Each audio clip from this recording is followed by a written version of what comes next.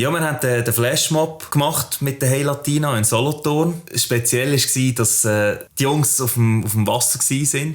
Und dann haben wir tatsächlich einen Flashmob organisiert. Also sprich, so Tanzschulen und Tanzgruppen haben sich bewerben bei uns über die Homepage, können Videos einschicken. Und so ist es gekommen, dass wir nachher im Juni mit etwa 200 Tänzern am Ufer von Aare, auf der Fußgängerbrücke bei Aare, einen mega riesengroßen Flashmob organisieren. Der Alain war im Publikum.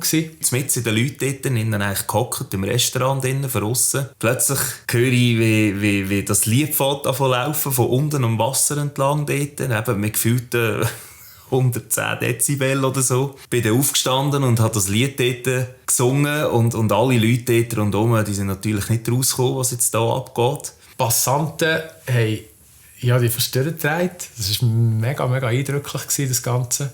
Das Ganze in einer Uferschutzzone, wo ein Stand-Up-Paddler zu diesem Zeitpunkt dann musste abknäulen, dass er die Enten in der Uferschutzzone nicht beim Nesten stören. Und wir sind irgendwo mit ungefähr 100 Dezibel hier durchgefahren. Also, ja, die Organisation könnt ihr euch vorstellen, nicht ganz einfach gewesen.